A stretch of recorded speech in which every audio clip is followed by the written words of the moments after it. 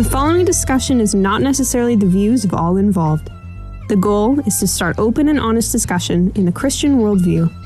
Like all things, weigh what you hear with what you know and join us in our pursuit for the truth. Enjoy the podcast. Joel, entertain the audio listener. I'm going to look up Andrew Tate interviews. This is Judge Judy for the Jewish people. Judge Fest. We might need to take that out. This is like the first God's Not Dead. God's Not Dead, the prequel.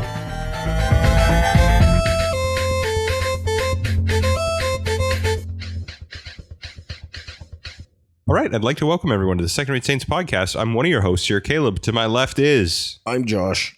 To my left is... I'm Joel. And to my left.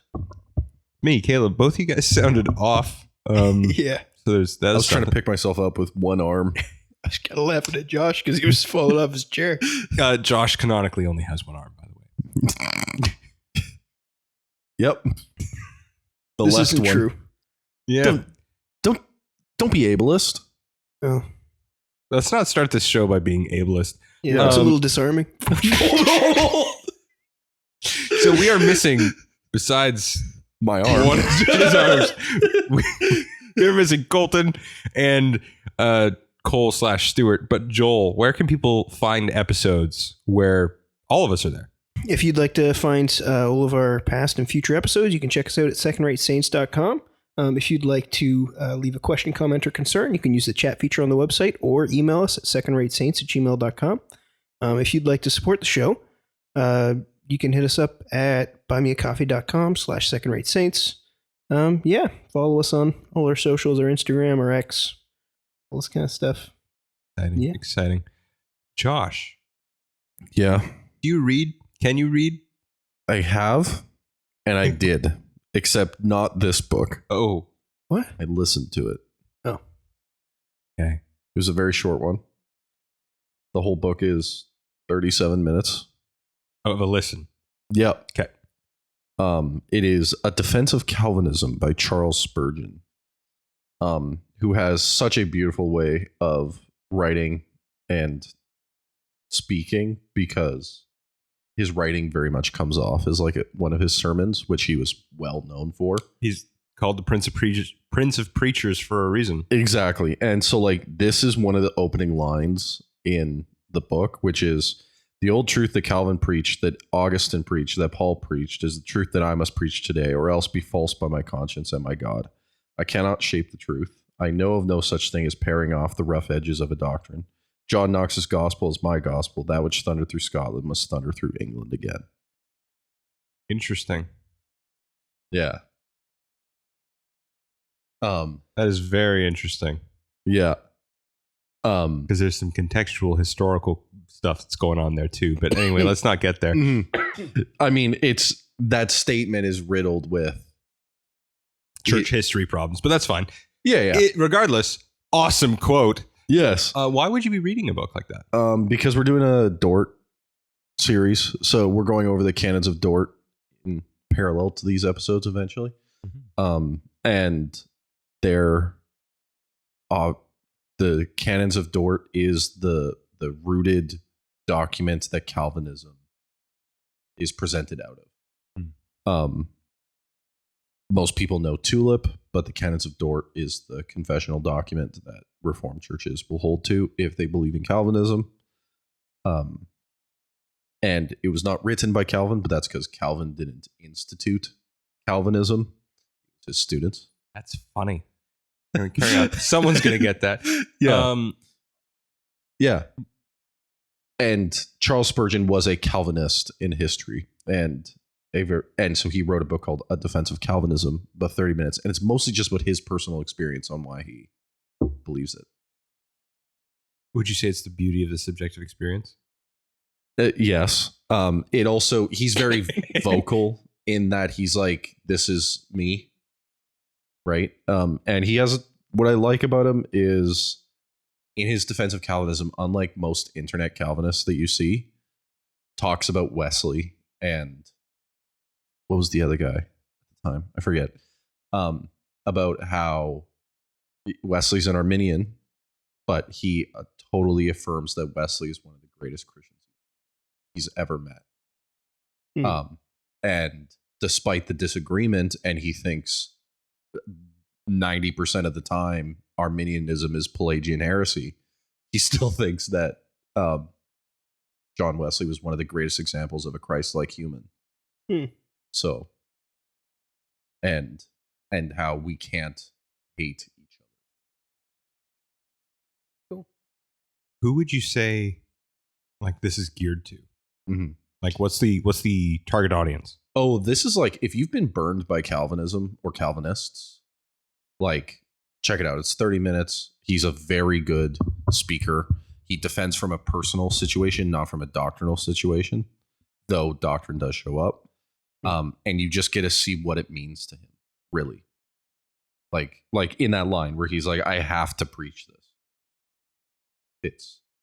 It's what I believe that everyone's been preaching since Christ. And I can't lie. Fair enough. What would you rate it? Like 1 out of 5? Oh, it's well written. I personally like the topic. As you'll find out by listening to the Dort episodes. There will be 4 of them with a potential follow-up and an introduction, so 6. And he's just so good. He has so many quotable lines in this. Fair enough. It's a 4 for me. It's a 4? Yeah. Out of 5? Yeah. And it's just worth picking up and listening to. And it's so easy. It's not doctrinally heavy. Yeah. All of the deep doctrine is used in normal lingo. And super, super engaging for a dude. I mean, his sermons are fantastic. Yeah. I have the 4-volume tome collection of his New Testament sermons, and it's oddly enough to just sit down and read a sermon from the 1800s is it's awesome. They're so present and applicable and deep. And he goes so hard in defending preaching the truth, or at least what he believes to be the truth, while not beating you over the head with it. Like, it's powerful, but also common. Yeah. There's a beautiful quality in his presentation without demonization. Yes. It's every single one of them is like a top 10 greatest pep talk. Like in a movie. Yeah. That's cool. Love that. I'm looking forward to the response actually from people about our Dort episodes. We've been requested Calvinism episodes for a while. Kind of bumps them up in our queue just based on those requests. So give us your feedback on them. Go listen to them. By the time this releases, I think the first Dort will be out if it's not out already. I don't know when this one's going to get released. Yeah. Regardless, we are going to continue on with our Acts series. So we've been getting closer and closer and closer to finishing off Acts. Today we're going to do chapter 25 and 26. Woo! Yeah. Paul's still in prison. He got left there. Yeah. Felix was like, leave him be. He's fine. So now it's Festus's problem. Do we want to do a light overview? Yes, you do that. I wasn't there the last episode. Okay. So Paul got accused in the temple. And almost got lynched, essentially. There's a Romans come save him. There's interaction between the two of them. He turns around, begins to talk about his defense to like the group of the Jews that were following him as the Romans brought him to the barracks. Goes through some like pretty odd, like wild Christological statements. But the moment that he begins to articulate that the gospel is for Gentiles as well, that's when they explode and the Romans pull him back in, and he's like, hey, you know what? Beat it out of him. Tell me what he said. Then he tells him, hey, I'm a Roman citizen. Like, whoa, okay, well,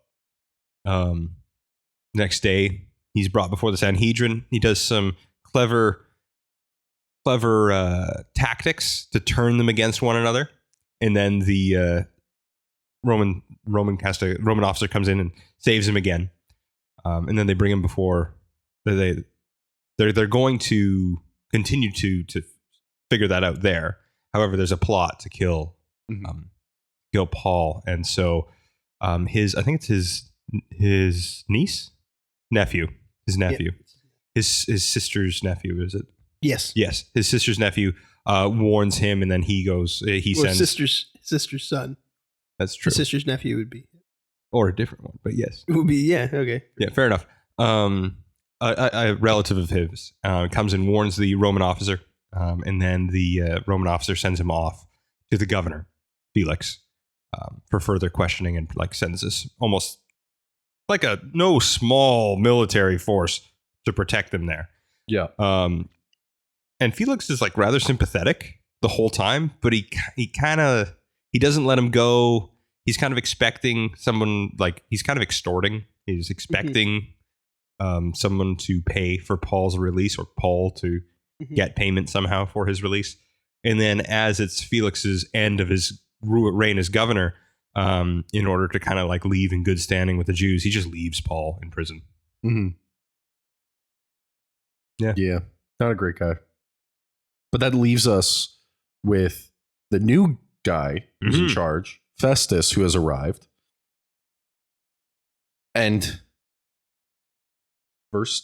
chapter 25, verses 1 to 5. Now 3 days after Festus had arrived in the province, he went up to Jerusalem from Caesarea, and the chief priests and the principal men of the Jews laid out their case against Paul, and they urged him, asking as a favor against Paul, and he summoned him to Jerusalem because they were planning an ambush to kill him on the way. Festus replied that Paul was being kept in Caesarea, and that he himself intended to go there shortly. So, said he, let the men of authority among you go down with me, and if there is anything wrong about that man, let them bring charges against him. Yeah. They try to, essentially, they're like, oh, this governor may not know about the plan. We're going to try to do the same attack, get him on the road. Yeah. And whether Festus knows it or not, he is just acting like a wise governor here. Mm-hmm. It's like, maybe there's a reason why the previous governor did something. Mm-hmm. Do you, 3 days later? Do you think they're paralleling something? No. I mean, there's constant attempts to parallel this whole thing to Jesus. Yeah, there's no shortage of Paul saying this is Christ's suffering. Yeah. Right? Like, yeah. Yeah. Well, it's like the 3 days later, Festus arrives in Jerusalem, the chief priests and all that stuff, the ones that are going to accuse Paul, show up. No, I don't see it. Okay. You don't think that's an intention of the author? You just think that's circumstance? Yeah, I think it's cool. It's fact of history, coincidence of the same number.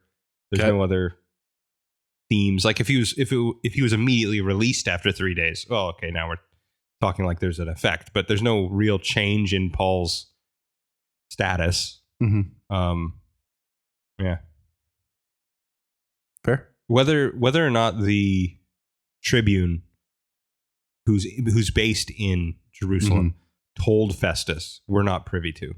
Yep. What do you think are the odds that Festus is just being a smart governor by inferring things, or what do you think are the odds that, while he is in Jerusalem, he would meet the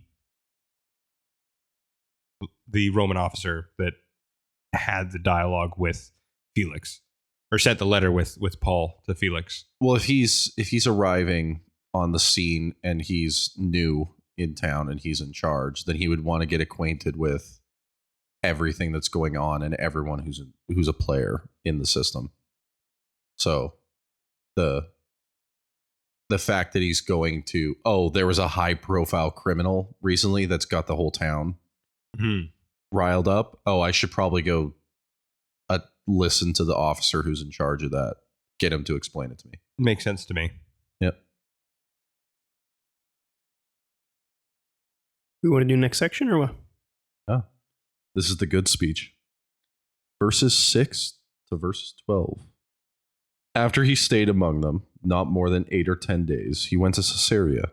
And the next day he took his seat on the tribunal and ordered Paul to be brought. When he had arrived, the Jews who had come down from Jerusalem stood around him, bringing many and serious charges against him, that they would not prove. Paul argued in his defense, neither against the law of the Jews, nor against the temple, nor against Caesar have I committed any offense. But Festus, wishing to do the Jews a favor, said to Paul, do you wish to go up to Jerusalem and there be tried on these charges before me? But Paul said, I am standing before Caesar's tribunal, where I ought to be tried. To the Jews I have done no wrong, as you yourselves know very well. If then I am a wrongdoer and have committed anything for which I deserve to die, I do not seek to escape death. But if there is nothing to their charges against me, no one can give me up to them. I appeal to Caesar. Then Festus, when he had conferred with his council, answered, to Caesar you have appealed, to Caesar you shall go. For a while, I always kind of thought that his appeal to Caesar was kind of just like out of the blue. Mm-hmm. It does kind of seem more like, so new governor comes. He's been kept in Caesarea for a long time. Yep. Who knows how long Felix was there. Festus comes, and Festus seems as though Paul can see Festus trying to go, hey, do you want to go to Jerusalem and like be tried there? Mm-hmm. Which Paul heard the words of his nephew, their plan. At least that was long ago, but who knows if they'll still do that. And there might be, Paul's like, okay, this guy's not going to give me a fair trial. Yeah. And it just gets him away from the situation. And he knows that he's supposed to go to Rome. Yeah. He gets him away from the situation. If he's lucky enough, he'll get to talk to the Roman emperor himself. Chances are no, because it's usually a praetor or a proconsul that takes the place as a substitute, but because Caesar's too busy. But what do you think of his phrase in verse 10? I'm standing before Caesar's tribunal where I ought to be tried. To the Jews I have done no wrong, as you yourself know very well. Festus's question is like, hey, would you rather be tried in Jerusalem before me? Which obviously we know there's some stuff going on there with the Jews wanting to ambush. But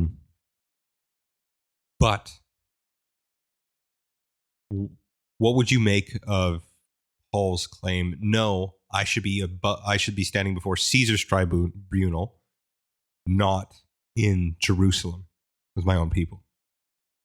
Even though both will be before Festus. What's the difference? And why does he say, I ought to be before Caesar's tribunal here? Well, I think wouldn't it be a case of he needs to appeal to, more so to figure out if he has actually done anything to offend the Jews, which shouldn't be judged by the Jews? Does that make sense? Maybe. Because, well, the issue that Caesar would have, or that Festus should be looking for, is does it actually cause disunity among religious groups? That's what he's actually going for. But if it's just a squabble within the sect, he doesn't have to worry about it. Do you think it's one of those technicalities where it's like the reason you would go higher up to Caesar is because he would be more inclined to deal with it through Roman rule? Could be. Rather than through the Jewish sect? Mm-hmm. It's also possible that if it's in the Jewish council, then they would have more say. Whereas if it's with... Okay, that's what I'm trying to say. Yeah, with Festus, then they don't get a voice. Okay. Yeah. Less of them there, less of the... Yeah, because it becomes true, more about him causing a riot rather than a theological dispute, which Festus doesn't have any knowledge of. Yeah. Whereas if it's about a riot that he didn't cause, that they caused by charging into the temple and Yeah. blah, blah, blah, then it's I think. also they're attacking a Roman citizen. Yeah. I think that's it. Yeah. Okay. Yeah. Good. I think he's pre-moving his appeal to Rome, his appeal to Caesar. He's going, no, I am a Roman citizen. This is where I'm tried. Yeah. And if you won't try me, then I'll appeal to Caesar, is essentially what's going on. Mm-hmm. If you'd rather just send me to my own people, which, I'm both. And I think in that moment, he's pre-moving and leaning into his Roman identity. Yeah. In such a way that Festus can't deny. And that's why Festus's response, to Caesar you have appealed, to Caesar you shall go. Yeah. Yeah. I do think that's the most likely.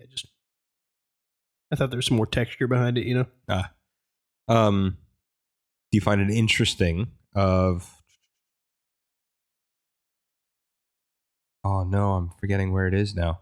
There it is. Verse 8. Paul argued in his defense, neither against the law of the Jews, nor against the temple, nor against Caesar have I committed any offense. Mm-hmm. We talked about it earlier, but like there is a category difference a bit, not just in Jewish law, but in Roman law too. Mm-hmm. The protection of even what would be considered non-Roman religions, even though by nature being polytheists, they kind of granted existence to other gods of even conquered people. Yeah. And that the sanctity of those temples is in Roman culture and Roman law. Mm-hmm. So there's the distinction between nothing in the Jewish law, nothing in like desecrating the temple, and nothing in like common Roman law. I'm fine. Yeah. Yeah. And then also his just admittance of like, if I have committed a wrongdoing, I'll gladly be executed. I don't care. Yeah. Where that would just throw Festus off. Like, oh, this guy's a law-abiding citizen. Dude knows he's clear. Yeah. Yeah. Okay. Next passage, verses 13 to 22. Now, when some days had passed, Agrippa, the king, and Bernice arrived at Caesarea and greeted Festus. And as they stayed there many days, Festus laid Paul's case before the king, saying, "There is a man left prisoner by Felix. And when I was at Jerusalem, the chief priests and the elders of the Jews laid out their case against him, asking for a sentence of condemnation against him. I answered them that it was not the custom of Romans to give up anyone before the accused met the accuser face to face and had the opportunity to make his defense concerning the charge laid against him. So when they came together here, I made no delay, but on the next day took my seat on the tribunal and ordered the men to be brought. When the accuser stood up, they brought no charge in his case of such evils as I supposed. Rather, they had certain points of dispute with him about their own religion and about a certain Jesus who was dead, but whom Paul asserted to be alive. Being at a loss of how to investigate these questions, I asked whether he wanted to go to Jerusalem and be tried there regarding them. But when Paul had appealed to be kept in custody for the decision of the emperor, I ordered him to be held until I could send him to Caesar.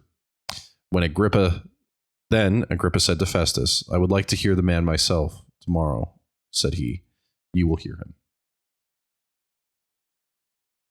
I like this part because it's like a scene in a detective series where the detective goes and like meets at a diner with like a guy and like lays out the whole like, yeah, so I'm doing this thing or whatever. What do you think?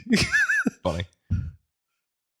I do find it interesting that the relationship between Festus and Agrippa is way more healthy, so it appears, than what's than like Pilate and Herod.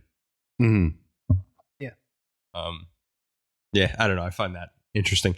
Also, the way Festus depicts his discussion, like the investigating trial that happened that we just discussed, is more akin to what happened with Felix's first investigation. Yeah. So at least this is what I would think. What we just read in 25, which is Paul's kind of defense, and then it kind of streamlines it, is likely just a very, very, very snippet of what went on in that trial. Mm-hmm. Kind of obvious, but I think it's important to say, because what Festus says is more akin to what happened during Felix's trial. Yeah. And yet that's not really recorded in chapter 25.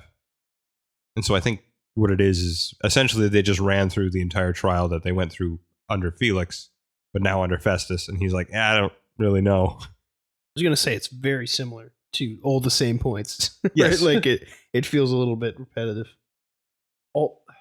I think it's also what's interesting is how, like, Paul's case has really become the thing all the who's who in Jerusalem want to go see and like listen to, because they're like, hey, did you hear about this guy? He's like, hey, talking about this dude that was resurrected. Oh, you mean Jesus? Yeah, come on, let's go. Like, because they're like, hey, we want to hear what he's saying. Well, and they've probably heard, the other disciples and the other believers talking about it. Yeah. But then there's this high profile case that's also related. Yeah. How are these things Who's connected? this is like the first God's Not Dead? I'm kidding. That's terrible. God's Not Dead, the prequel. Yeah. But yeah, it's like, it's because chances are through the investigation, they probably figured out who Paul is. Yeah. Like the fact that he was sent to hunt these people before and then got converted. Well, even the fact that Paul is not one of the original disciples probably bolsters the case of like, okay, so this isn't a madman in a low-level sect that's trying to break off from Judaism.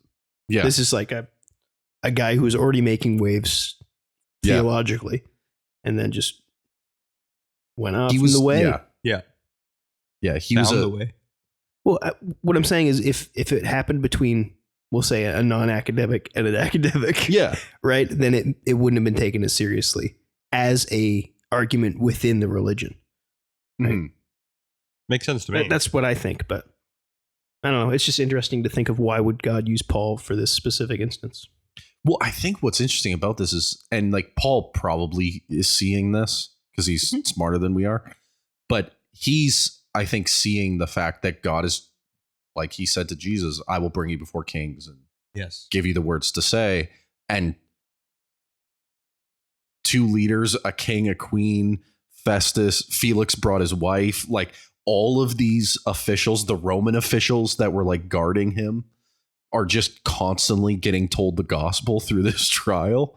And definitely Paul's like, oh yeah, bring him. Give me the chance. Yeah. And I bet there's a little bit of that where when he's appealing to Caesar, where he's like, just give me the emperor. Just let me talk to him. Well, imagine what's going on in his mind if the emperor were to have converted. Mm-hmm. How, like, after 300 some odd years, as Christianity has become one of the major players within Roman society, Constantine becomes sympathetic throughout the majority of his reign and then finally actually converts at the end of his life. Is it the Edict of Milan? Yes. That's the one that people say it. Oh no, I'm going to say a claim that I don't actually totally know if I'm sure over. Okay. People will say that it's like, that's when it became the official Roman state religion. Not really. That's when it became a accepted religion in Roman society that couldn't be persecuted by the government. Yes. People will say that that's when it became a state religion, but that alone and like that movement, that's like a very passive acceptance. That's like very slow, and over the course of Constantine's reign and over where there's already a Christian presence in almost all major cities, and everybody kind of already knows. Could you imagine imagine Paul's imagination as he is in this house arrest? If he's like, okay, but if I were to convince, if through me, the Holy Spirit were to bring about the conversion of the Emperor Tiberius. Yeah. Whoa. Yeah. I don't know if Tiberius or Nero's currently in charge right at that moment. Let's look it up. We're looking it up. What year was Festus? Yeah, you look up Festus. I'm looking up Nero. Okay. Joel, entertain the audio listener. I'm gonna look up Andrew Tate interviews. What year was he in Rome? Claudius died in 54. Nero became emperor just 2 months after that. So is it Nero now? So 58 to 60 is Festus. So this is Nero. Yeah. Okay. So Nero's been emperor for 2 years. Yeah. Didn't he play the fiddle while Rome burned or whatever? And if Paul got to meet Nero 2 years into his reign before he had done any of the dark stuff. But when he was doing dark stuff for a long No. But time. I mean, like before the fire, before the torches, the burning of Christians on crosses on the streets. That's what I said. Yeah, I know. You just didn't say it as explicitly as it should have been. The streetlight infrastructure was not great under Nero. Yeah, you know. Those are martyrs, and now I feel bad. Sad. Yeah, those are. Yeah, so if he got to convert Nero before all that, I mean, that would be pretty wild. Although, here's the thing: Paul also killed Christians, so it would be a little bit like we have something in common, you and I. Let's make it two things. Yeah. You become a Christian. yeah. It would be Hey, you want to be friends? We've got one thing in common. I used to be really into that. Then I figured out something else. Being saved, one of them. Yeah. Okay. not persecuting Christ. And then he punches Nero. That's Imagine if he just quotes Jesus's line to him to, why are you kicking against the goads? Nero's like, what are you talking about?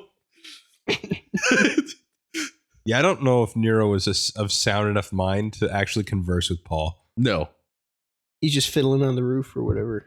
You know, honestly, God probably saved Paul from that conversation. Have you guys not heard that? Yes. Nero. I Okay, have, cool. yeah. The fiddler on the roof? No, not fiddling on the roof. I don't think Nero's in that. Oh, now I have to know if his name was brought up in that. Should I read the next passage and Please, finish off know chapter that. 25? Okay. So, on the next day, Agrippa and Bernice came with great pomp, and they entered the audience hall with the military tribunes and the prominent men of the city. Then, at the command of Festus, Paul was brought in, and Festus said, King Agrippa, and all who are present with us, you see this man about whom the whole Jewish people petition me, both in Jerusalem and here, shouting that he ought not to live any longer. But I found that he had done nothing deserving death, and as he himself appealed to the emperor, I decided to go ahead and send him.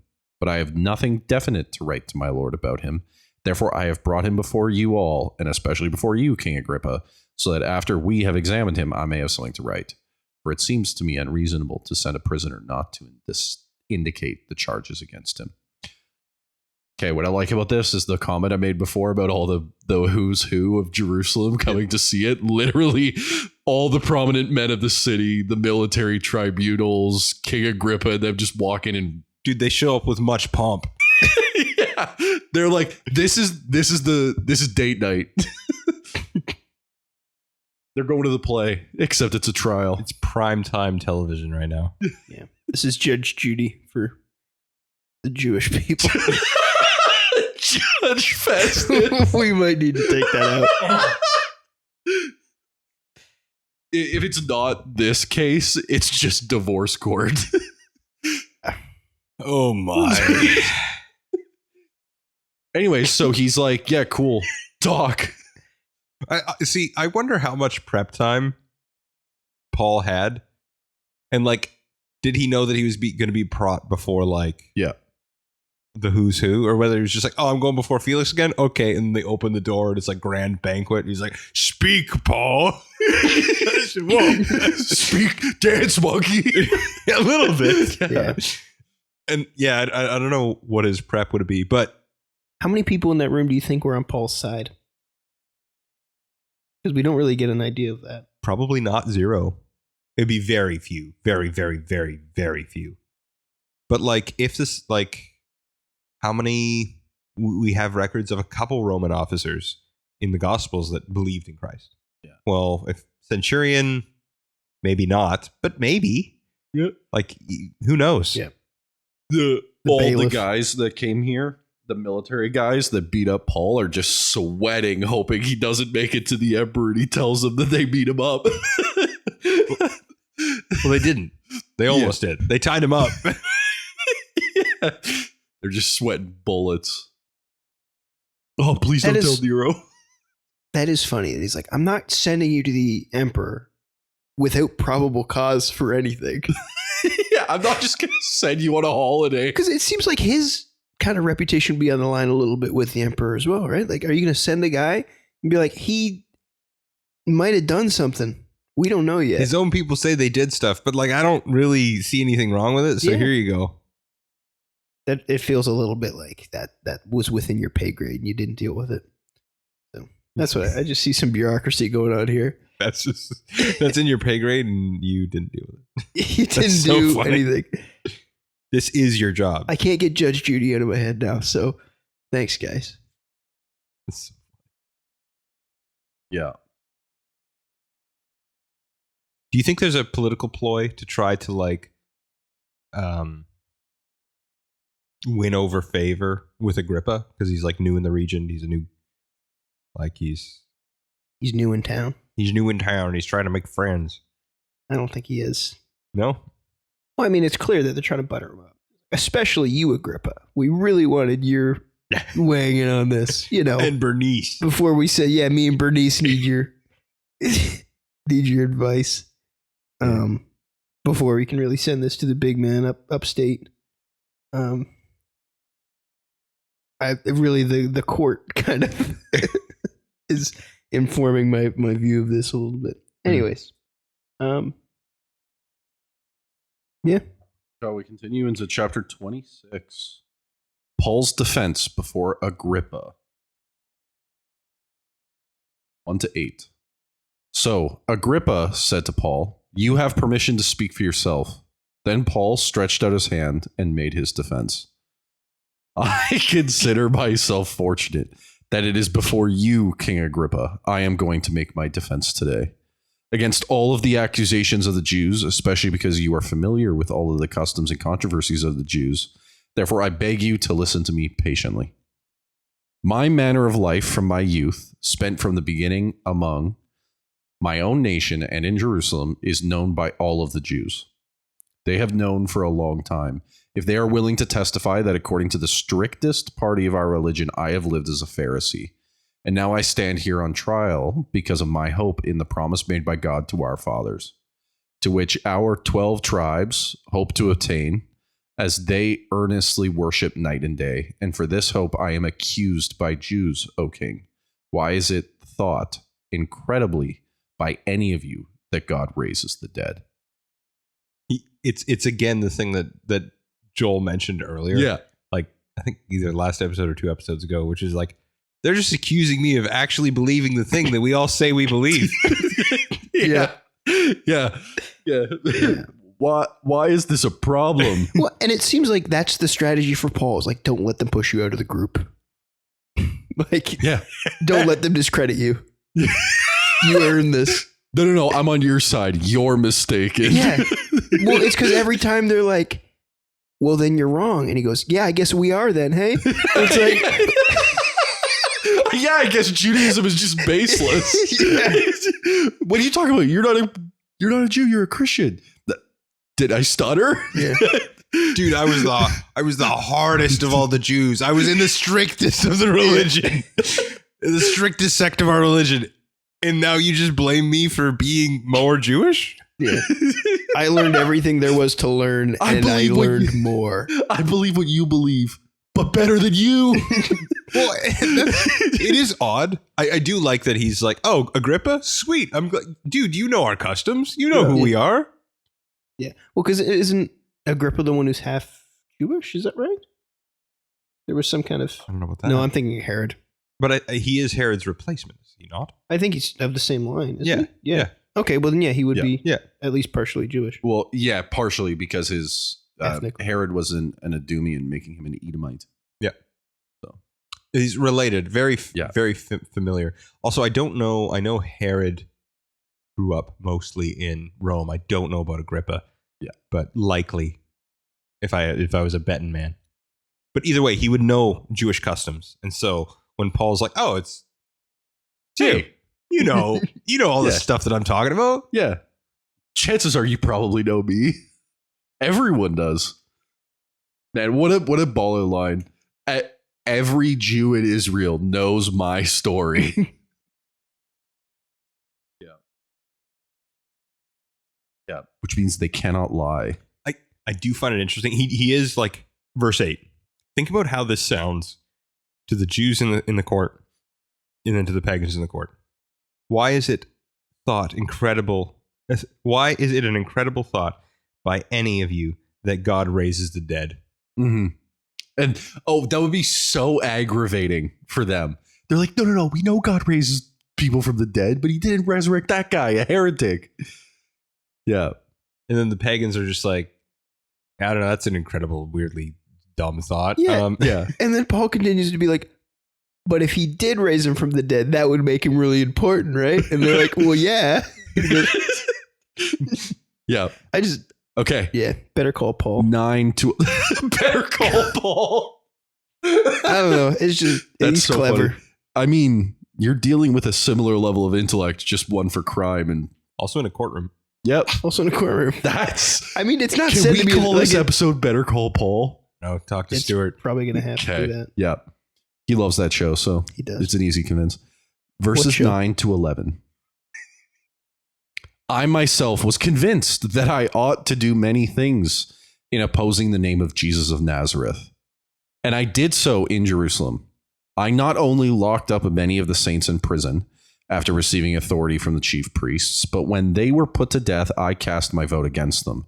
And I punished them often in all the synagogues and tried to make them blaspheme. And in raging fury against them, I persecuted them even to foreign cities. He's like, hey, I was even better persecuting the Christians than you guys. That you are right now. I actually got them into prison. I got them killed, dude. You guys are figuring out what to do with me. I was committed. I was more committed to your position than you are now. No, because what he's saying here is I tried to make them blaspheme in raging fury, which is exactly what they're trying to do to him. Yes. So not only is it like what we've been talking about, where he's converted, he knows the theology, he's arguing against them, but because of his own tactics doing this very same thing against people like him, he knows how to get out of the bad ideas and the accusations and the probability without falling into the traps. Well, especially the theological heresies that would incur essentially blasphemy laws by death. Yeah. So, like, think about it this way. How many people today struggle with articulating Trinitarian concepts, right? Imagine if you didn't have any pre-work or any tradition to help you in that in any way, shape, or form. No scripture. Yeah. You just have no systematic theologies, no catechisms. You have Old Testament. You got that. Yep. But you're not trained like Paul in that you memorized all this stuff. It's no. And then you get brought before a court and they guess explain your belief. And you're like, Jesus is God. And it's like, how? And you're like, he became a man. And then you try to articulate it and they go, well, that's heresy. Yeah. And so Paul's knows all the tricks because he did it to multiple people and was successful, unlike these guys. Dude, I'm not committing any blasphemies because but that's like there's so many movies where like I was gonna make a reference. Here's the thing. Verse 11, well, he tries to make them commit blasphemies. Would the implication of verse 11 mean that he failed to do so? Or no? And I punished them often in all the synagogues. Maybe.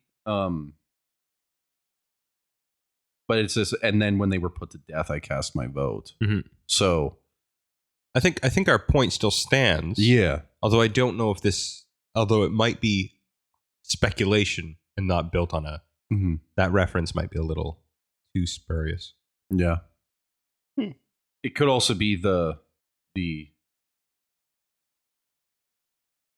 fact that he tried doesn't automatically remove the possibility that he was successful. Yeah, I just think the yeah. phrasing in there seems. Yeah. But yeah. And then we get verses 12 to 18. In this connection, I journeyed to Damascus with the authority and the commission of the chief priests. At midday, O king, I saw on the way a light from heaven, brighter than the sun, that shone around me and those who journeyed with me. And when we had all fallen to the ground, I heard a voice saying to me in the Hebrew language, Saul, Saul, why are you persecuting me? It is hard for you to kick against. Is it hard for you? It is hard for you to kick against the goads. And I said, who are you, Lord? And the Lord said, I am Jesus whom you are persecuting. But rise and stand upon your feet, for I have appeared to you for this purpose, to appoint you as a servant and a witness to the things with which you have seen me, and to those in which I appear to you, delivering you from your people and from the Gentiles to whom I am sending you, to open your eyes so that they may turn from darkness to light and from the power of Satan to God, that they may receive forgiveness of sins and a place among those who are sanctified by faith in me.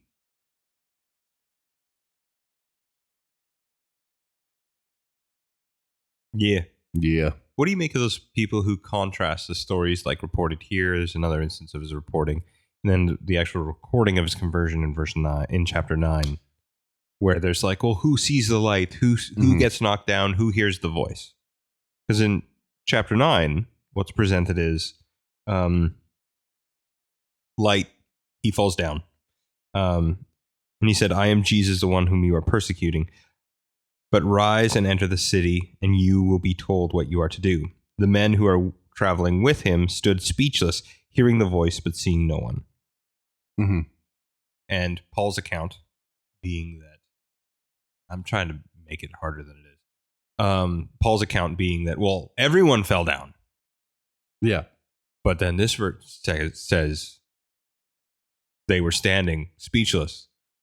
Might be a euphemism. But the other aspect of, but they saw no one, where he comments how, well, everyone saw light. And then this text says, well, they didn't see anyone. Yeah. And they all heard it. But then Paul says, and he heard. Mm-hmm.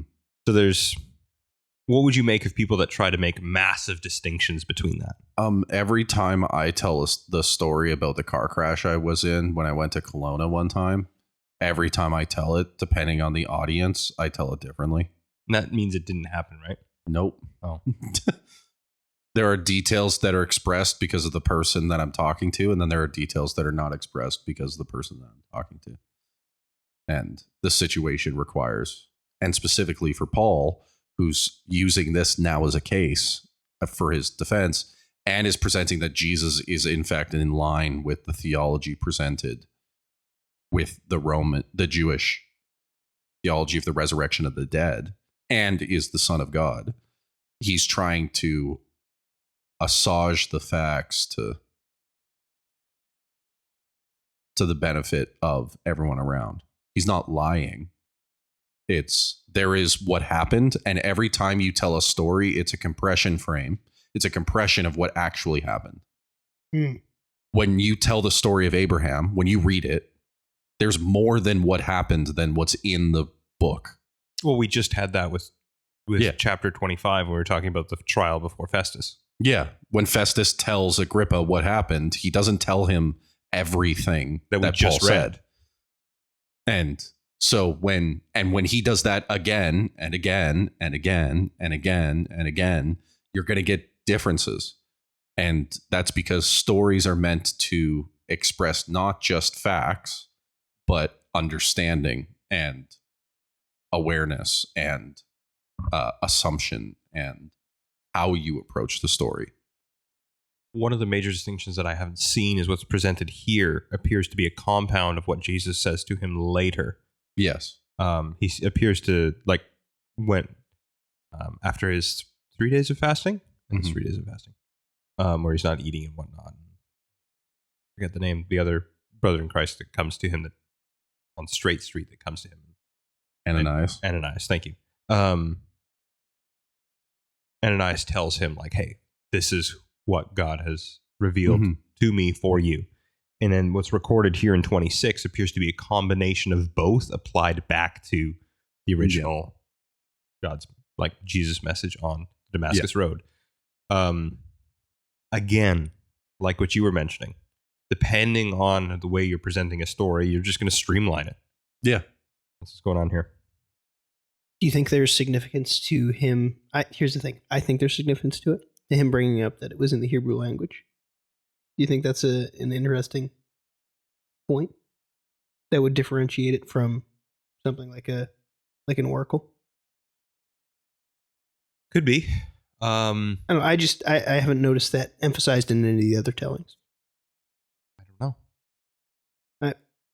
know. It also says in my translation that it could be dialect or language. If it was dialect, then it could be just the Aramaic that they used within that sect, or it could be actual Hebrew. I just think that's interesting because it would differentiate it from other visions and dreams. Mm-hmm. It certainly would cause the Roman to go, well, then this is their God stuff. Yeah. Yeah. Right. If it was in Greek, then the Roman or any like of the other larger Hellenistic culture would go, it could have been like any of the trickster gods. Yeah. Yeah. Well, yeah, because he's been playing both sides of him being Roman, him being Jew, but the fact that Jesus spoke to him as a Jew and he's speaking to the king of Israel at the time is Judea is important. I think for that, it's tying the fact that he is Jewish and all the Jewishness of his story, while also appealing to Festus. No, I'm a Roman citizen. I should be tried as a Roman. Blah, blah, blah. Yeah. Cool. Verses 19 to 29. Therefore, O King Agrippa, I was not disobedient to the heavenly vision, but declared first to those in Damascus, then in Jerusalem, and throughout all the region of Judea, and also to the Gentiles, that they should repent and turn to God, performing deeds in keeping with their repentance. For this reason, the Jews seized me in the temple and tried to kill me. To this day, I have had the help that comes from God, and so I stand here testifying both to small and great, saying nothing but what the prophets and Moses said would come to pass, that the Christ must suffer, and that by being the first to rise from the dead, he would proclaim light both to our people and to the Gentiles. And as he was saying these things in his defense, Festus said with a loud voice, Paul, you are out of your mind. Your great learning is driving you out of your mind. But Paul said, I am not out of my mind, most excellent Festus, but I am speaking true and rational words. For the king knows about these things, and to him I speak boldly, for I am persuaded that none of these things have escaped his notice. For this has not been done in a corner. King Agrippa, do you believe the prophets? I know that you believe. And Agrippa said to Paul, in a short time, would you persuade me to be a Christian? And Paul said, whether short or long, I would to God that not only you, but also who hear me this day might become such as I am, except for these chains. Awesome. So cool. He's laying out the absurdity, but like the very Jewishness of it. Oh yeah. That this goes right back to our hope in Moses, in the prophets, in the law. I've broken nothing. This is Judaism's hope. Yeah. In Jewish theology, I was going over a bunch of the stuff in Ephesians with their inheritance that they were hoping for, which would come at the end of the days, was the raising of the dead. Well, and it's the mystery of the gospel hidden for ages, but now made revealed in Christ, which is what both Jew and Gentile are made Yeah. Which is also what they prayed for daily, which was the enlightening of the eyes so that they would be able to understand more of what God was doing in that final day. Well, and he references this directly in verse 18 with the opening of their eyes so that they may turn from darkness to light and see the power of God. Which is a phrase prayed for in every daily prayer. Yes. By every Jew. And then so it's so weird that he puts forward this argument, and then Festus is like, dude, shut up, you're crazy. And then Paul turns on him and goes, you know what? I'm fine. Yeah. I know this. Well, no, it's not just that, because like for Festus, who doesn't know any. Oh, he thinks this is absolutely insane. Well, yeah, because Agrippa didn't interrupt him. Festus did. Yeah. And so Festus interrupts. Paul goes, I'm fine, turns to Agrippa and goes, you know what I'm talking about. Festus may interrupt, but you know what I'm talking about.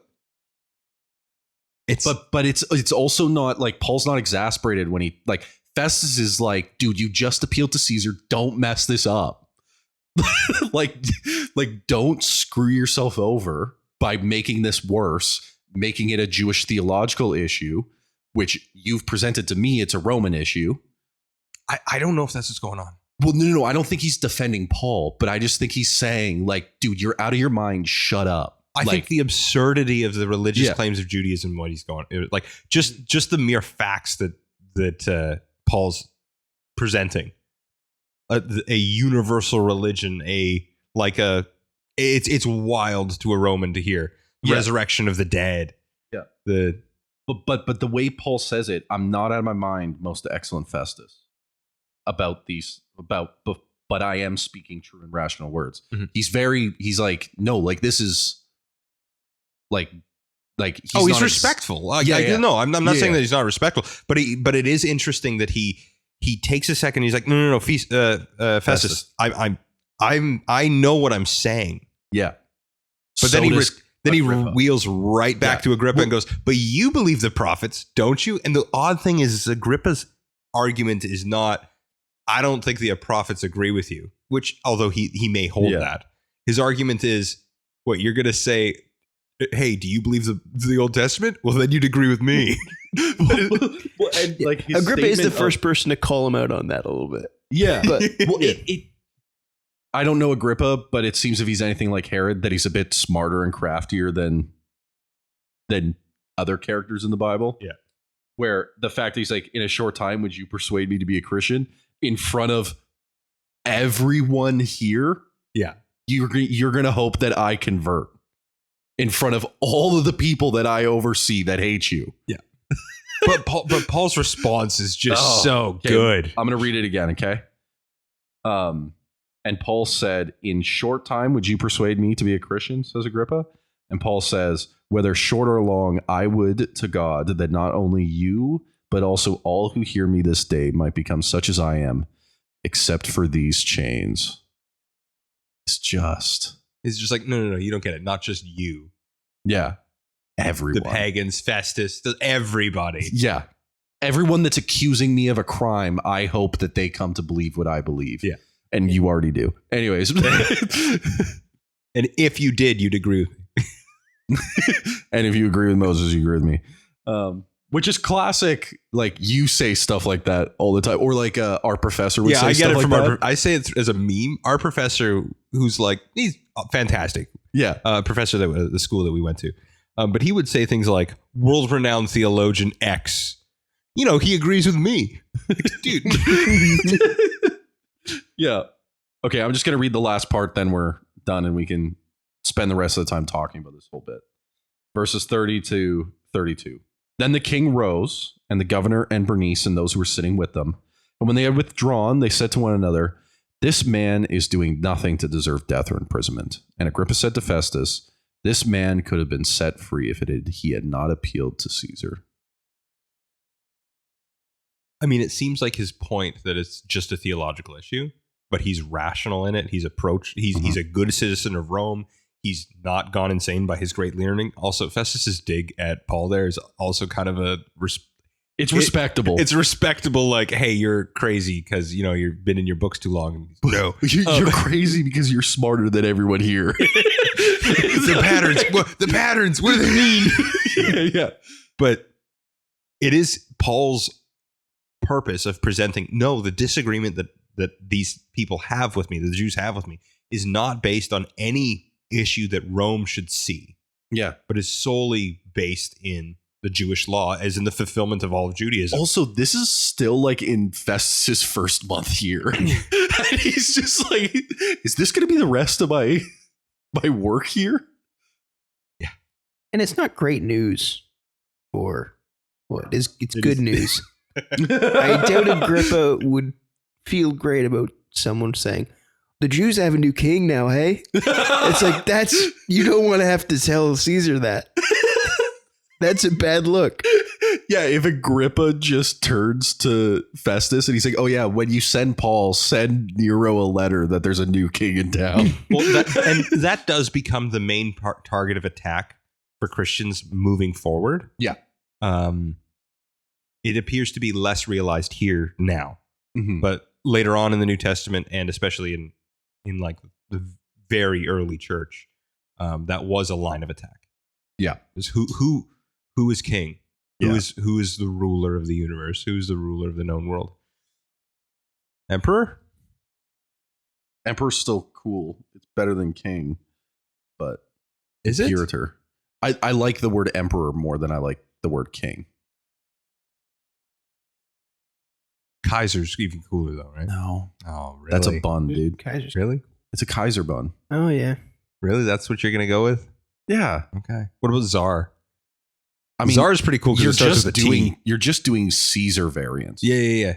It's just vulgar Latin. Yeah, no. Just go. But think about it. Caesar starts with Tsar starts with a T. That's kind of cool. That's Yep. cool. It's also the name of the most powerful bomb. Tsar Bomba. Yes. Yeah, but I don't think that's... If you say it, it won't show up. It's okay. that. You can say it. No, it's also not the same Tsar because it's monster bomb, not king bomb. Oh. Yeah. Why do you think? I mean, we've discussed this out of the podcast. Why do you think that Jesus is articulated as king rather than emperor?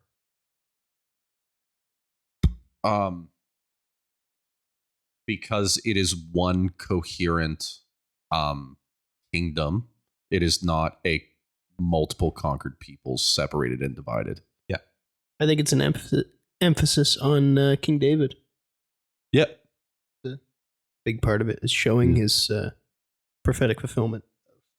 David always having somebody on the throne. Because he reigns eternally. Yeah. Mm-hmm. Yeah. He is a king eternally, therefore he must always have subjects. I think Josh is correct because it's you're correct. The David thing. Yeah. No, why doesn't it change to emperor or because of the time? And why don't Christians at a later time start referring to him as emperor? Why don't we? And it's because kings are of the same people that they rule. Yeah. Emperors are not. Yeah. And kingdoms are, the unified. And then you've got, what is it? Well, obviously God's the emperor. Sorry, the father. No. Don't try to. We're gonna get into heresy. Don't try to read things into other things. You can do it with like Jesus less at his right hand. Get less. Do it with like less Kings are at the important right things hands than of like emperors. theology proper. Okay. Kings are at the right hands of emperors. If you're gonna do speculative theology, I've said nothing wrong. You agree with me? If you agree with terminology, then you agree with me. If you think the scripture's God breathed, you would agree with me. I learned that move from Paul. I mean, that is kind of the argument of some like in-house theological discussions, right? Where it's just like, oh, you don't, you agree with scripture? Well, then why don't you submit to Rome? It's like, oh, no, that's what's funny. The quote we read about Spurgeon, that's what he says as well. Yeah. He's just like the Bible, Paul, Augustine, and Calvin all say what I'm saying. We're taking over Scotland again. Taking over England. It's so funny. Yeah, and I have to preach the truth. Calvinism's the truth. It's so weird that like you come across that exact same argument though with heretics, eh? Oh, like you'll be talking to like a Jehovah's Witness, and they'll be like, "No, but I just read my Bible." first of all, you don't just read you read the Watchtower's Bible, but second of all, Yeah. It's also a defense that only works if you're right. That's true. Yeah. How else can we derail at the end of the episode here? We can talk some more about Jehovah's Witnesses. So Paul, this is institutes. I got it.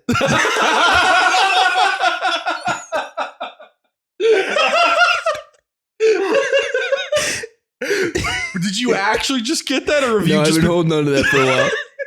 That's it. That was a good bit. Oh, institutes.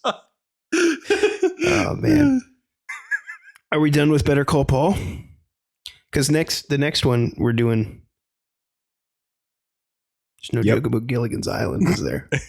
What is it? We're doing Snake Church. Paul's Snake Church. um, We can do Paul's wonderful water slide park. See, here's the thing. I'm shocked. The validity of Snake Church is that there are still people that practice Snake Church. Right?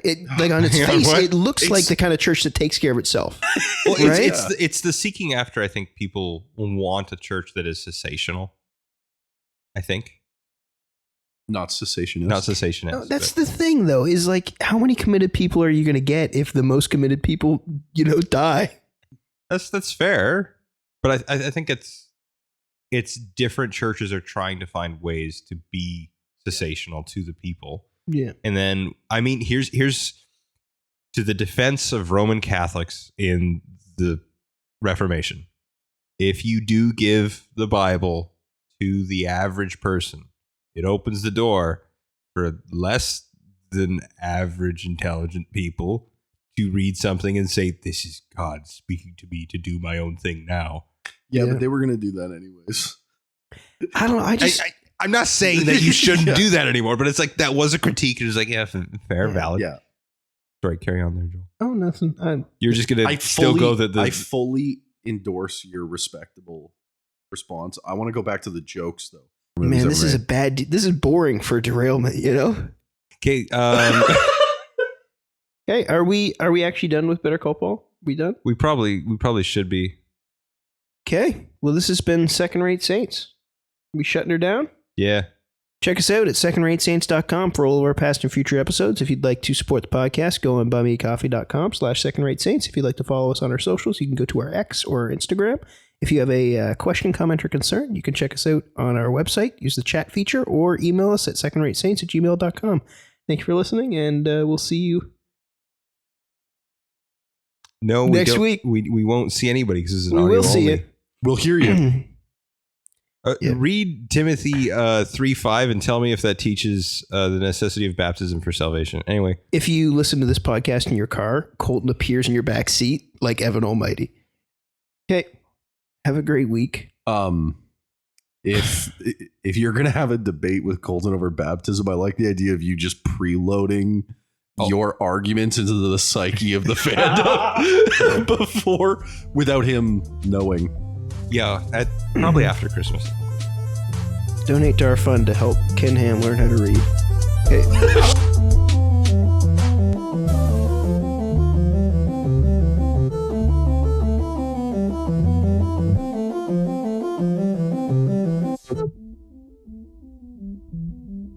Listen, just because I like it doesn't mean I'm thinking about it.